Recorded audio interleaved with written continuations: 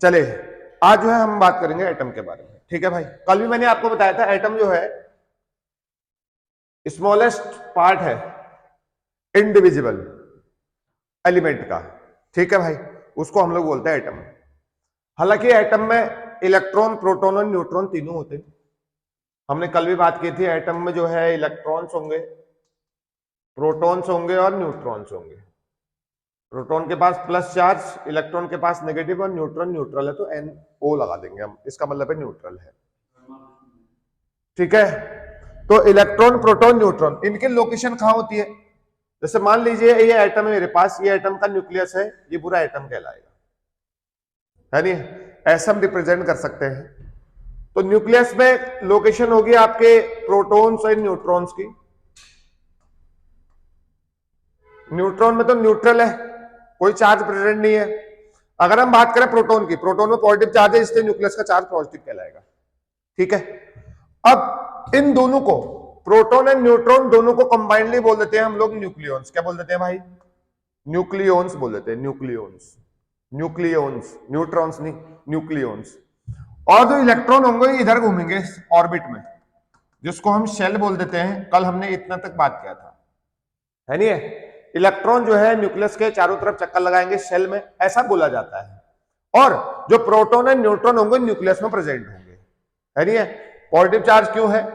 क्योंकि यहां पर प्रोटॉन का चार्ज पॉजिटिव है। और किसी भी एटम का जो मास होता है ना, मास, वो यहीं पर कंसंट्रेटेड होता है, मतलब न्यूक्लियस में। कहां होता है? न्यूक्लियस में। इसीलिए किसी भी एटम का जो मास होता है वो नंबर ऑफ प्रोटॉन और नंबर ऑफ न्यूट्रॉन के बराबर होता है। किसी भी एटम का मास जो है वो number of proton and number of neutrons के बराबर है। इस बात को आपको देखना है। ठीक है, फिर मैंने आपको बताया था यार भाई कल जो है एटम के अंदर भाई जी सेल होते हैं। क्या होते हैं? शेल, या हम इसको बोल देते हैं ऑर्बिट। क्या बोल देते हैं भाई जी? ऑर्बिट। एटम के अंदर शेल होते हैं, जैसे K shell, L shell, M shell, N shell, है नहीं है? और इनके अंदर पता है ऑर्बिट के अंदर या शेल के अंदर भी सब शेल होते हैं। शेल में भी क्या होते हैं? सब शेल प्रेजेंट होते हैं, जैसे S sub shell, P sub shell, D sub shell, F sub shell.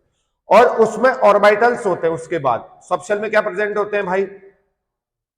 Orbital. और उस ऑर्बिटल में जो है इलेक्ट्रॉन्स प्रेजेंट होते हैं। कल यहां तक हमने बात की थी। ठीक है, तो ये न्यूक्लियस है, ये शेल है। ये क्या है? शेल या ऑर्बिट बोलते हो। इलेक्ट्रॉन डायरेक्ट दिखा रखा है, उसके अंदर क्या प्रेजेंट है? शेल में भी सब शेल होते हैं और सब शेल में भी ऑर्बिटल्स होते हैं, और उस ऑर्बिटल में जो है इलेक्ट्रॉन्स होते हैं। दिक्कत है? तो एक्चुअली में इलेक्ट्रॉन्स इतने अंदर तक होते हैं। हम रदरफोर्ड मॉडल के अकॉर्डिंग अभी हम पढ़ेंगे कि टोटल एटम का जो मास होता है वो न्यूक्लियस ही कंसिस्ट करता है। ठीक है भाई, बाहर तो खाली ये इलेक्ट्रॉन घूम रहे हैं, तो नंबर ऑफ इलेक्ट्रॉन प्रोटॉन से मतलब नहीं है मेरे को, नंबर ऑफ इलेक्ट्रॉन से मतलब नहीं है, प्रोटॉन से मतलब है मुझे। नंबर ऑफ प्रोटॉन और न्यूट्रॉन्स मिला के जो है मास बनाते हैं किसी भी एटम का मास। और मैंने आपको बता दिया है जो मास होता है, जो एटम होता है उसका मास जो है बहुत कम होता है। एक एटम का मास पहली बात तो दिखता ही नहीं है, और अगर दिख भी गया तो भाई इतना छोटा है, अगर आप माइक्रोस्कोप से देखेंगे, इलेक्ट्रॉन माइक्रोस्कोप से, तो अगर दिख भी गया तो इतना छोटा होता है कि आप एज्यूम नहीं कर सकते, है नहीं? तो इलेक्ट्रॉन तो और ही छोटे होते हैं। इलेक्ट्रॉन, प्रोटॉन, न्यूट्रॉन तो और ही छोटे होंगे ना एटम से, क्योंकि वो तो उसके अंदर प्रेजेंट होते हैं। इसलिए हमने इसको बोल दिया क्या है? यस, दिक्कत है भाई? अनडिविजिबल बोल सकते हैं उसको।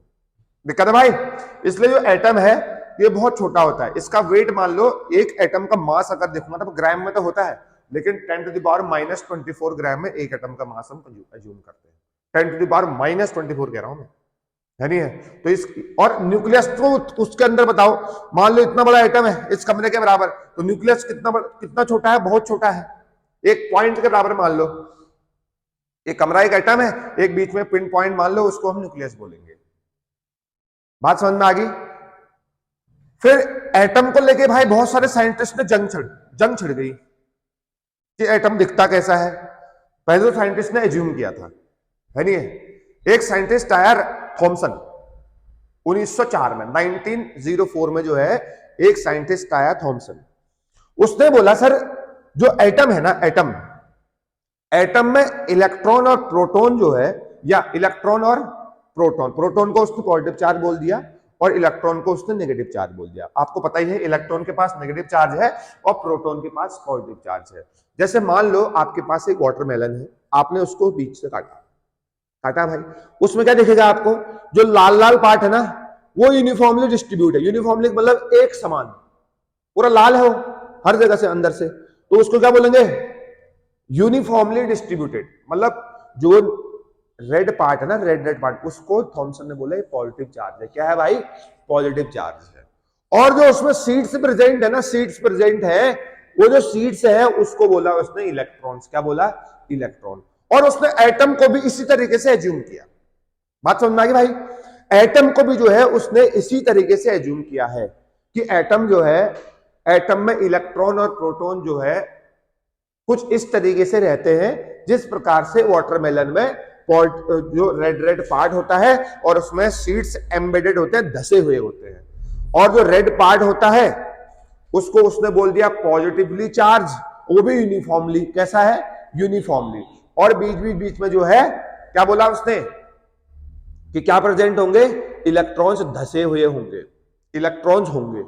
और एक चीज और बताई उसने कि सर कि जो नंबर ऑफ इलेक्ट्रॉन्स है ना वो नंबर ऑफ प्रोटॉन के बराबर होंगे। मतलब इसका मतलब क्या हुआ, जितने नेगेटिव चार्ज हैं उतना ही क्या भी होगा, पॉजिटिव चार्ज भी होगा। ऐसा थॉमसन ने बताया था।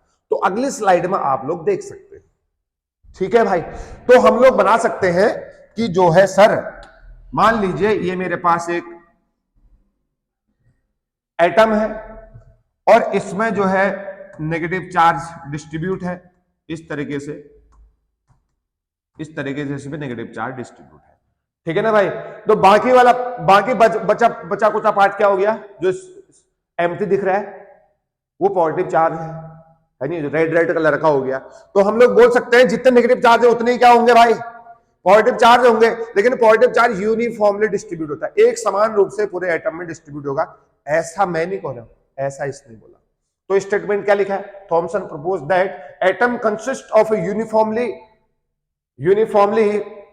uniform of sphere of positive charge in which electrons are distributed more or less uniformly। उसने ये नहीं बोला कि इलेक्ट्रॉन सब जगह, मतलब बोले तो हो सकता है कुछ जगह इलेक्ट्रॉन ज्यादा हो, कुछ जगह कम हो, है नहीं है,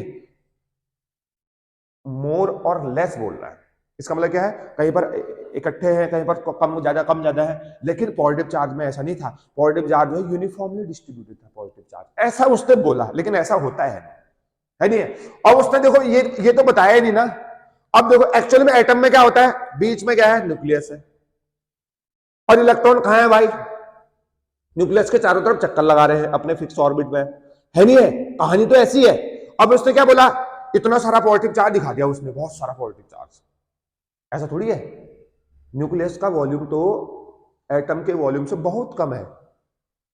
एटम इतना बड़ा है और न्यूक्लियस तो बहुत बीच में है ना, बहुत छोटा है। तो बताओ एटम का कंपैरिजन में न्यूक्लियस का वॉल्यूम कितना हो गया, बहुत कम हो गया, है नहीं है। तो ये फेल यहीं पर हो गया है। और उसने बोला इलेक्ट्रॉन जो है कि एक जगह पर रहते हैं, और इसलिए इसको बोला इसने स्टैटिक मॉडल है। स्टैटिक का मतलब होता है रुका हुआ, इलेक्ट्रॉन रुके हैं, ऐसा नहीं होता है नहीं है। तो इलेक्ट्रॉन्स के मूवमेंट के बारे में इसने नहीं बताया, इलेक्ट्रॉन्स के मूवमेंट के बारे में इसने नहीं बताया। दिक्कत है भाई। तो ये इसके ड्रॉबैक हो गए, समझ में आ गया नहीं आ गया। और इसने स्टेबिलिटी, एटम की स्टेबिलिटी के बारे में भी नहीं बताया। ये थॉमसन के ड्रॉबैक है और ये थॉमसन का मॉडल है, पेपर में आएगा, इसको लिखना है, इसको लिखना है और इसको डायग्राम को बनाना है। बात समझ में आ गई, दिक्कत है भाई। तुम दोनों जा रहे हो।